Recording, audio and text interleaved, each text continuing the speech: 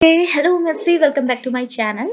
तो देखिए आज का हमारा जो वीडियो लेक्चर रहने वाला है, इस पर हम अगेन हमारी ऑर्गेनिक केमिस्ट्री के यूनिट अल्कलॉइड एंड स्टेरॉइड को आगे कंटिन्यू करते हैं। तो देखिए ना, अल्कलॉइड एंड स्टेरॉइड में मैं आपके साथ ऑलरेडी काफी लेक्चर यानी कि मैं बोल सकती हूँ प्रीवियस 8 लेक्चर मैंने आपके साथ शेयर किए हुए हैं और होप आपने वो लेक्चर्स चेक भी किए होंगे, बिकॉज आज का जो हमारा लेक्चर नंबर 9 है उसके अंदर हम हमारे लेक्चर नंबर 8 को ही आगे कंटिन्यू करने वाले हैं। मतलब क्या हुआ, मतलब ये हुआ, देखिए लेक्चर नंबर 8 के अंदर मैंने आपको एक एल्कलॉइड स्टार्ट कराया था विच इज कोनाइन। ओके, तो ये जो कोनाइन हमारा एल्कलॉइड है, इसके बारे में डिस्कशन हम दो तरीके से लेते हैं। मैंने क्या बोला, पहले आप इसका स्ट्रक्चरल एल्यूसिडेशन समझेंगे, आप पहले इसका इंट्रोडक्शन, केमिकल प्रॉपर्टी, स्ट्रक्चरल एल्यूसिडेशन समझेंगे और जब आप ये सारी चीजें समझ लाएंगे तब आप जाके इसकी सिंथेसिस करेंगे। तो लेक्चर नंबर 8 के अंदर मैंने आपको कोनाइन स्टार्ट कराया था, यानी कि कोनाइन का इंट्रोडक्शन, कोनाइन की केमिकल प्रॉपर्टी एंड कोनाइन का स्ट्रक्चरल एल्यूसिडेशन मैंने लेक्चर नंबर 8 पे आपको कवर कराया था। उसी को आज मैं आगे कंटिन्यू कर रही हूँ एज ए लेक्चर नंबर 9, जिसके अंदर मैं आपको अब कोनाइन की क्या कराऊंगी, सिंथेसिस कराऊंगी, जो कि काफी आसान है। मैंने लास्ट लेक्चर पे बोला था ये टॉपिक आपके लिए काफी आसान रहने वाला है। सिंपल सा आपका स्ट्रक्चर रहता है कोनाइन का, जिसमें जस्ट आपको एक 6 मेंबर्ड रिंग दिखती है जिसमें एक नाइट्रोजन एटम प्रेजेंट होता है और साइड में आपको एक प्रोपाइल की रिंग, एन प्रोपाइल की रिंग देखने को मिलती है। इसके अलावा इस स्ट्रक्चर के अंदर कुछ नहीं है और इसकी आज आपने सिंथेसिस करनी है। क्योंकि स्ट्रक्चर आपका काफी आसान है, सिंथेसिस भी आपकी काफी आसान रहेगी। तो यहाँ मैं आपके साथ दो सिंथेसिस शेयर करने वाली हूँ, जिसके थ्रू आप क्या कर सकते हैं, अपने कोनाइन को सिंथेसाइज कर सकते हैं। तो प्रॉपरली विथ मैकेनिज्म आपको इसके बारे में डिस्कशन कराऊंगी। तो मैं स्टार्ट कर रही हूँ लेक्चर को। ओके, तो देखो ना, कोनाइन के सिंथेसिस आप कैसे कराएंगे। तो दो सिंथेसिस मेथड, जो पहली सिंथेसिस है वो है आपका बर्चमैन मेथड। ठीक है, तो बर्चमैन मेथड कब दिया था, 1932 में दिया था। और इस मेथड की थ्रू आप कोनाइन को कैसे सिंथेसाइज करते हैं सुनिएगा। तो इस मेथड में आप जो रिएक्टेंट मॉलिक्यूल लेते हैं अपने कोनाइन को सिंथेसाइज करने के लिए, वो रहता है आपका 2 मिथाइल पायरिडिन। यानी कि कुछ नहीं करना है, आपने एक पायरिडिन की रिंग लेनी है, इसकी सेकंड पोजीशन में क्या लगा लेना है, मिथाइल ग्रुप को ऐड कर देना है, दैट्स इट। ओके, और इसकी रिएक्शन आपने किसके साथ करानी है, C2H5Li के साथ करानी, यानी कि इथाइल लिथियम के साथ आप इसकी रिएक्शन कराओगे। और रिएक्शन जैसे स्टार्ट होगी, आपको कुछ स्टेप्स के बाद अपना कोनाइन ऑब्टेन हो जाएगा। तो पहली प्रॉब्लम आपके सामने क्या है, इन दोनों के बीच में रिएक्शन कराना। तो मैंने आपको क्या बोला है, रिएक्शन कराना बहुत आसान है। कैसे आसान है, आप जस्ट देखिए, एक ही स्पीसीज है, एक ही स्पीसीज है, अभी इनिशियली दोनों आपकी न्यूट्रल है, इनके बीच में रिएक्शन कराना है तो इनके बीच में आपको चार्जेस लाने होंगे। जब आपके अपोजिट चार्जेस आएंगे तो उनको आप जोड़ देंगे, कुछ नहीं करना उसके अलावा। ठीक है, तो चार्जेस कैसे लाएंगे, तो देखो आसान सी बात है। पहले आप अपना अपना पहला रिएक्टेंट मॉलिक्यूल देखो, ये आपका पहला रिएक्टेंट मॉलिक्यूल है, इसमें चार्जेस कैसे आएंगे। देखो ये आपका क्या है, CH3 ग्रुप है, मिथाइल ग्रुप लगा है सेकंड पोजीशन में। इसको अगर मैं हाइड्रोजन को ऐसे ना लिख के ऐसे लिख दूं तो कोई प्रॉब्लम तो नहीं है। ये हो गया आपका CH3। ठीक है, अब हम क्या कर सकते हैं ना, यहाँ से आपके हाइड्रोजन को बाहर निकाल सकते हैं, जो कार्बन के साथ हाइड्रोजन लगा है इसे मैं बाहर निकाल सकती हूँ। और आपको पता है, अगर मैं इस कार्बन एंड हाइड्रोजन के बीच के बॉन्ड को तोड़ूंगी तो कार्बन की नेगेटिविटी ज्यादा है तो कार्बन के ऊपर आएगा नेगेटिव चार्ज, हाइड्रोजन की नेगेटिविटी कम है तो हाइड्रोजन के ऊपर आएगा पॉजिटिव चार्ज। तो मैंने रिएक्शन कंडीशन में क्या कर दिया, एक H पॉजिटिव आयन को इंट्रोड्यूस कर दिया। इतनी चीज क्लियर आई। तो देखो चार्ज आया यहाँ पे, बिल्कुल चार्ज आया आपके रिएक्टेंट R1 पे। ओके, अब रिएक्टेंट 2 की बात करते हैं, ये आपका R2 है, इस पे चार्ज कैसे आएगा। तो आपको पता है ये आपका क्या है, C2H5 और इसके साथ क्या लगा है, Li। एक्चुअल में ये अरेंजमेंट कैसे होगा, कार्बन और लिथियम के बीच में बॉन्ड होगा और इसमें क्या होगा, दो कार्बन होंगे C2 और इसके साथ होगा H5, कुछ स्टेप का स्ट्रक्चर होगा। अब आप क्या कर सकते हैं, कार्बन एंड लिथियम के बीच के बॉन्ड को क्लीव कर सकते हैं। अब देखिए कार्बन एंड लिथियम में अगर आप नेगेटिविटी डिफरेंस देखेंगे तो आपको पता है लिथियम की नेगेटिविटी कम होती है कंपेयर टू कार्बन। तो ये बॉन्ड को अगर आप क्लीव करेंगे तो ये बॉन्ड किसके ऊपर जाएगा, कार्बन के ऊपर। तो कार्बन के ऊपर आएगा नेगेटिव चार्ज और लिथियम के ऊपर क्या आएगा, पॉजिटिव चार्ज। तो यहाँ पे कार्बन को क्या मिला, आपका नेगेटिव चार्ज, लिथियम को मिला आपके पॉजिटिव चार्ज। तो देखो रिएक्टेंट 1 के ऊपर कौन सा चार्ज है, नेगेटिव, इसे कौन से चार्ज की जरूरत है, पॉजिटिव। तो जस्ट आप क्या कर देंगे, इन दोनों का अप्रोच कर दिया, अप्रोच तो अप्रोच कर दिया, इट मींस क्या हो गया, ये बन गया आपका CH2, ये बना CH2, CH2 के साथ क्या जुड़ गया, Li। तो यहाँ पे क्या बन गया, CH2Li। कितना आसान है। साथ ही साथ रिएक्शन कंडीशन में आपके पास H पॉजिटिव आयन यहाँ से आया था, इस H पॉजिटिव आयन को किसके साथ जोड़ दो, C2H5। तो ये क्या बन गया आपका C2H5 से ये क्या बन गया, H6। तो हमने किसका एलिमिनेशन किया, C2H6 का एलिमिनेशन किया। कितना आसान था। तो अब हमको जो स्पीसीज मिली वो आपकी क्या बन गई, 2 मिथाइल लिथियम पायरिडिन। तो आपका जो 2 मिथाइल पायरिडिन था ये आपका क्या हो गया, 2 मिथाइल के साथ क्या जुड़ गया, आपका लिथियम, तो बन गया 2 मिथाइल लिथियम पायरिडिन। कितना आसान है। नेक्स्ट स्टेप में आपने सेम चीज की, जैसे यहाँ पे आपने C2H5Li लिया था, ठीक है, यहाँ पे आपने इथाइल लिथियम लिया था, इथाइल Br आपने यहाँ पर को ले लिया, लिथियम के बदले अब आपने क्या ले लिया, Br ले लिया। अब कैसे रिएक्शन होगी भाई, रिएक्शन का फॉर्मेट तो सेम रहेगा। आप क्या करेंगे, यहाँ पे भी सेम काम करेंगे। यहाँ पे सबसे पहले CH2 और Li को तोड़ेंगे, यहाँ पे जैसे बॉन्ड तोड़ा था वैसे ही बॉन्ड तोड़ो। तो CH2 Li कैसे लगे होंगे, ये होगा CH2 और इसके साथ क्या जुड़ा होगा, Li। तो आपको पता है कार्बन एंड लिथियम में से नेगेटिविटी लिथियम की ज्यादा होती है, तो सॉरी कार्बन की ज्यादा होती है, तो कार्बन को कौन सा चार्ज मिलेगा आपका, नेगेटिव। लिथियम को कौन सा चार्ज मिलेगा, पॉजिटिव। तो आपने पहले इस स्पीसीज को यहाँ पर ब्रेक कर दिया, इसे आपने यहाँ पर को क्या कर दिया, तोड़ दिया। ओके, थोड़ा हैंग कर रहा है, इतनी चीज आई। अब दूसरी स्पीसीज आपकी क्या है, C2H5Br। इसको कैसे क्लीव करेंगे, तो वही है, Br की नेगेटिविटी ज्यादा होती है कार्बन से, तो Br को मिलेगा नेगेटिव, कार्बन को मिलेगा आपका पॉजिटिव चार्ज। तो ये तो बच्चों वाली बात हो गई है, ठीक है। अब इनका अप्रोच करा दो, यहाँ पे कार्बन के ऊपर नेगेटिव चार्ज था, लिथियम के ऊपर पॉजिटिव था।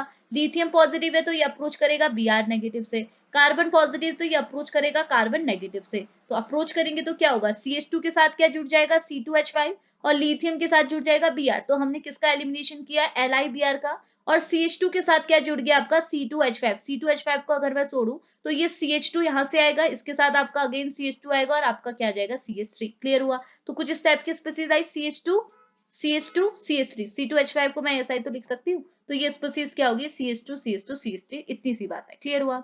अब देखो ये स्पीसीज आपको कॉनाइन के सिमिलर तो लग रही है, कॉनाइन में भी तो ऐसा ही होता है, एक 6 मेंबर रिंग है, यहाँ पे नाइट्रोजन आपकी हेटेरोसाइकिल में प्रेजेंट है, साथ ही साथ यहाँ पे N प्रोपाइल की चेन है। लेकिन एक दिक्कत है, ये एक दिक्कत यहाँ पे है कि ये जो पायरिडिन की स्ट्रक्चर है इस पे दिक्कत है। हमको पता है ये जो 6 मेंबर्ड रिंग है जहाँ पे nitrogen as a heteroatom present है, कोनाइन पे वो रिंग आपकी क्या होती है, सैचुरेटेड होती है। यहाँ पे कोई भी डबल बॉन्ड ट्रिपल बॉन्ड यहाँ पे प्रेजेंट नहीं होता है। बट ये जो स्पीसीज है यहाँ तो सैचुरेशन नहीं है, यहाँ तो अनसैचुरेशन है, डबल बॉन्ड है।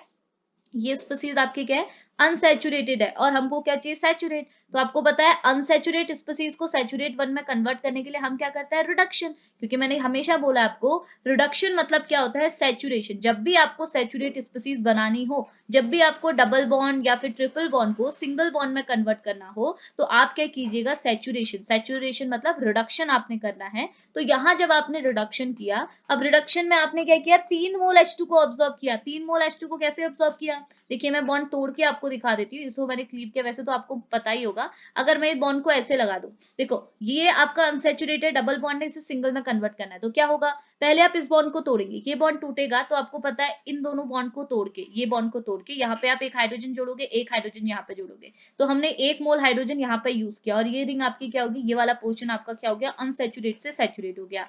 इसको आपने क्लीव किया तो इसके बदले यहाँ पे क्या हो गया, एक हाइड्रोजन यहाँ जुड़ा, एक हाइड्रोजन यहाँ, तो 2 मोल आपने हाइड्रोजन का यूज किया। इसको जब आपने क्लीव किया तो एक हाइड्रोजन यहाँ जुड़ा, एक हाइड्रोजन यहाँ, तो यहाँ पे क्या हुआ, 3 मोल H2 का आपने यूज किया।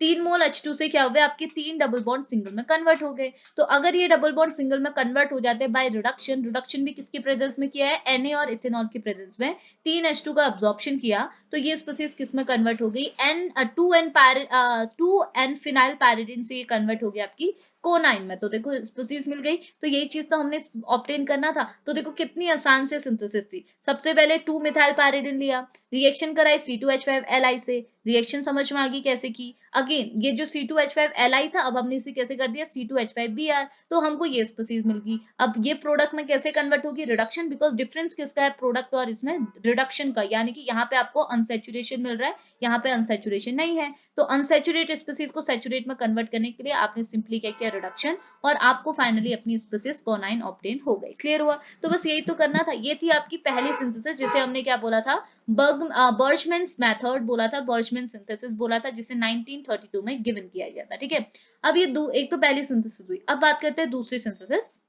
दूसरी सिंथेसिस जो दी थी ना, वो आपके लैडरबर्ग मेथड को हम इसे बोलते हैं, मतलब दूसरे सिंथेसिस को आप लैडरबर्ग मेथड कहते हैं। और ये कब दिया हुआ था, 1866 में ये मेथड दिया हुआ था। ये मेथड भी बहुत आसान है। इसमें आप क्या करते हैं, देखो इस मेथड में के अंदर जो आपका रिएक्टेंट मॉलिक्यूल होता है वो सिंपल आपका पैरिडीन होता है। ऊपर वाले में क्या था, 2 मिथाइल पैरिडीन, सेकंड पोजीशन में मिथाइल ग्रुप लगा था एंड देन पैरिडीन। लेकिन यहाँ पे आप सिंपली क्या है, किसको एज अ रिएक्टेंट मॉलिक्यूल लेते हैं, पैरिडीन को। ओके, और इसकी रिएक्शन आप किसके साथ कराते हैं, मिथाइल आयोडाइड से कराते हैं, यानी कि CH3I से करते हैं। तो ये रिएक्शन तो हमने देखी है, क्या होता है, देखो CH3I के साथ अगर आपने पैराडिन को रिएक्ट करना है तो मैंने आपको क्या बोला, अभी इनिशियली दोनों न्यूट्रल है, देखो ना इसके ऊपर चार्ज है ना इसके ऊपर चार्ज है, तो न्यूट्रल स्पीसीज क्या अप्रोच करती है किसी दूसरे स्पीसीज से, नहीं करती है। न्यूट्रल बॉडीज के बीच में तो रिएक्शन होगा ही नहीं।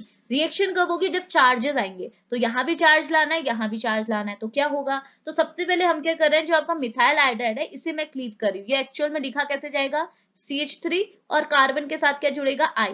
तो अगर आप ये CH3 और I के बीच के बॉन्ड को क्लीव करेंगे तो आपको पता है बॉन्ड किसके ऊपर टूटेगा, जो ज्यादा नेगेटिव है, ज्यादा नेगेटिव है I, तो I बना नेगेटिव और कार्बन क्या बना आपका पॉजिटिव, यहाँ पे कौन सा चार्ज है आपका पॉजिटिव चार्ज है, क्लियर हुआ। तो I नेगेटिव मिला, CH3 आपको क्या मिला पॉजिटिव मिला। अब आपने इनका अप्रोच कराना है, अब आपने देखना होगा कि नाइट्रोजन यहाँ पे कौन सा चार्ज दे सकता है, तो हमको पता है नाइट्रोजन के ऊपर, नाइट्रोजन के अपने क्या होते हैं अनपेयर्ड इलेक्ट्रॉन, नाइट्रोजन के पास क्या अपने अनपेयर्ड इलेक्ट्रॉन, और अनपेयर्ड इलेक्ट्रॉन किसके इक्वल होते हैं, नेगेटिव चार्ज, नेगेटिव चार्ज किसके इक्वल होते हैं, बॉन्ड, तीनों चीजें आपकी इक्वल है, बिकॉज तीनों की तीनों चीजें किससे बनी होती है, दो इलेक्ट्रॉन से बनी होती है, क्लियर हुआ ना, ये दो इलेक्ट्रॉन है, ये भी दो इलेक्ट्रॉन है, ये भी दो इलेक्ट्रॉन है, तो नाइट्रोजन क्या बोलेगा कि मैं अपने अनपेयर्ड इलेक्ट्रॉन को किस में कन्वर्ट कर रहा हूँ, नेगेटिव चार्ज, और नेगेटिव चार्ज अगर आपके रिएक्टेंट मॉलिक्यूल में है, एक रिएक्टेंट मॉलिक्यूल में नेगेटिव चार्ज है, तो ये दूसरे रिएक्टेंट मॉलिक्यूल के कौन से चार्ज से अप्रोच करेगा, पॉजिटिव, तो ये हो गया आपका पॉजिटिव। तो नाइट्रोजन के साथ कौन सा ग्रुप जुड़ जाएगा, मिथाइल, तो नाइट्रोजन के साथ आपने कौन सा ग्रुप जोड़ दिया, मिथाइल।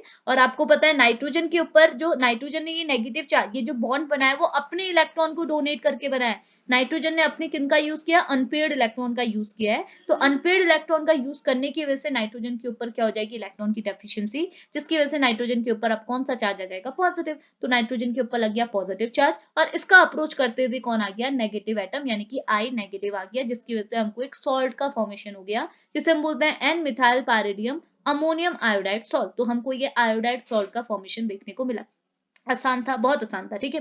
नेक्स्ट स्टेप में ये बोल रहा है आपने इसे क्या किया, थोड़ा हीट किया 300 डिग्री सेल्सियस पे, तो आपको यहाँ पे क्या देखने को मिला कि ये जो पॉजिटिव चार्ज है यहाँ से एलिमिनेट हो गया, और वापस से यहाँ पे एरोमेटिसिटी गेन होते हुए क्या हो गया, मतलब सिंपली क्या हुआ, ये जो ग्रुप है यहाँ से ये निकला और ये कौन सी पोजीशन में चला गया, सेकंड पोजीशन में चला गया, और अगर ये ग्रुप यहाँ से निकलता है तो आपको पता है I के ऊपर से पॉजिटिविटी हट जाएगी और आपको कुछ इस टाइप की स्पीसीज ऑप्टेन हो जाएगी। ये स्पीसीज क्या है, वही है आपकी 2 मिथाइल पैरिडिन, यहाँ पे आपको हो जाएगी, या फिर अल्फा मिथाइल पैरिडिन भी आप इसे बोल सकते हैं, ठीक है। अब आपने क्या करना है, इसकी रिएक्शन किसके साथ करानी है, इसकी रिएक्शन करानी है आपने CH3CHO के साथ, तो बहुत आसान है, CH3CHO के साथ रिएक्शन कराओगे तो क्या होगा, आप खुद ही सोचिए, CH3CHO के साथ रिएक्शन कराने पर आपको देखने को मिलेगा कि ये जो CH3 है वो किस में कन्वर्ट हो जाएगा, इस यूनिट में कन्वर्ट हो जाएगा। कैसे हो जाएगा आप जो सुनिएगा, देखो होगा क्या ना, ये आपका CH3 है, ये आपका है CH3CHO, इसे मैं खोल के लिखूं तो कैसे लिख सकती हूँ, CH3 C double bond O, और यहाँ पे क्या हो जाएगा H, ये हो जाएगा। तो होता क्या है, यहाँ पे आपका डिहाइड्रेशन होता है, इस स्टेप में क्या होता है, इन दोनों की जब आप रिएक्शन कराते हैं तो यहाँ डिहाइड्रेशन होता है, यानी कि वाटर का क्या होता है, एलिमिनेशन होता है, ठीक है। अब एलिमिनेशन कैसे हो रहा है, तो देखो होता ये है, आप क्या करते हैं, देखो आप क्या करते हैं, यहाँ पे आपके पास ऑक्सीजन है, ये है, और इसके पास दो हाइड्रोजन है, इन दोनों का ही तो अप्रोच करना है ना, बात तो वही होगी, एक आपका ये है अल्फा मिथाइल पैरिडिन है, एक आपके पास CH3CHO है, इनके बीच में रिएक्शन करानी है, तो रिएक्शन कराने के लिए क्या चाहिए, चार्जेस चाहिए। चार्जेस कैसे आएंगे, आपने क्या किया, ये जो आपका एल्डिहाइड ग्रुप था C डबल बॉन्ड OH वाला जो ग्रुप था, आपने C डबल बॉन्ड O को बाहर निकाला, अगर ये डबल बॉन्ड O बाहर निकल गया तो ऑक्सीजन आपको बाहर निकल गया। अब यहाँ पे दो वैलेंसी है खाली जिसके साथ बॉन्ड बनेगा, तो आपने क्या किया, ये जो दूसरी, ये तो अभी आपने इस स्पीसीज को यूज किया, अब आपने अपनी दूसरी स्पीसीज ली, ये वाली अल्फा पैरिडिन वाली, तो इसमें आपने क्या किया, ये जो मिथाइल ग्रुप लगा था अल्फा पोजीशन में, इस मिथाइल ग्रुप से दो हाइड्रोजन को बाहर निकाला, तो दो हाइड्रोजन बाहर निकल गए तो आपको क्या निकल गया, H2 निकल गया, तो ये क्या बन गया, H2O, यहाँ से दो हाइड्रोजन आपने निकाले और यहाँ से आपने ऑक्सीजन निकाला, तो क्या बन गया, H2O बन गया। तो हुआ क्या, आपने इस पोजीशन से दो हाइड्रोजन निकाले, इस पोजीशन से एक ऑक्सीजन निकाला, यहाँ से एक ऑक्सीजन निकाला, तो आपका क्या हो गया, डिहाइड्रेशन, यानी कि एलिमिनेशन ऑफ वाटर। और ये जो कार्बन एटम है जिसके बाद दो वैलेंसी खाली थी, ये किसके साथ जुड़ जाएगा, इस कार्बन के साथ, और कौन सी बॉन्ड से जुड़ेगा, डबल बॉन्ड से जुड़ेगा, बिकॉज इसके बाद दो वैलेंसी खाली है, तो हमको क्या मिला, कार्बन मिला, इसके पास एक हाइड्रोजन, क्योंकि ये CH3 था, दो हाइड्रोजन निकाले तो एक तो एज इट इज रहेगा, तो ये बन गया CH, CH के बाद आ गया डबल बॉन्ड, किसके साथ, CH के साथ, ये CH है, उसके साथ सिंगल बॉन्ड में क्या हो गया, मिथाइल ग्रुप CH3, आसान है। तो इन दोनों के बीच में रिएक्शन कराना था, तो आपने क्या किया, वाटर का एलिमिनेशन कराया, यहाँ से ऑक्सीजन निकला, यहाँ से दो हाइड्रोजन निकले, तो कार्बन हाइड्रोजन के बीच में डबल बॉन्ड, CH के बीच में डबल बॉन्ड, और साथ में आपका CH3 ग्रुप, क्लियर हुआ। तो ये स्पीसीज आपको ऑब्टेन हो गई, ठीक है।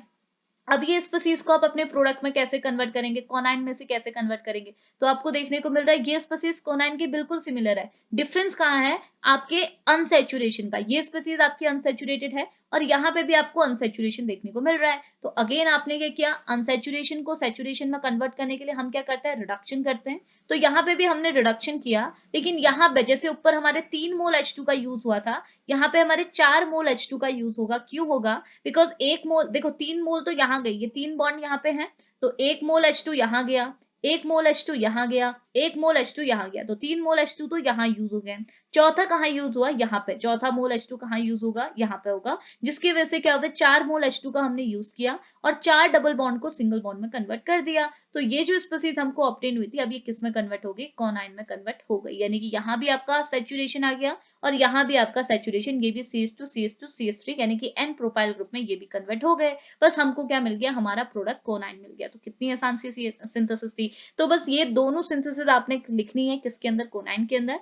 होप आपको ये दोनों सिंथेसिस समझ में आई होगी। मैंने बहुत बच्चों की तरह आप लोगों को समझाया है कि कैसे कौन सा बॉन्ड टूट रहा है, तो बहुत बच्चों की तरह समझाया, तो होप आपको फिर भी क्लियर आया होगा। ठीक है, तो अब इस लेक्चर को यहीं पे फिनिश कर रहे हैं हम। मिलेंगे नेक्स्ट लेक्चर पे नेक्स्ट एल्कोलॉइड के साथ। तब तक के लिए बाय बाय।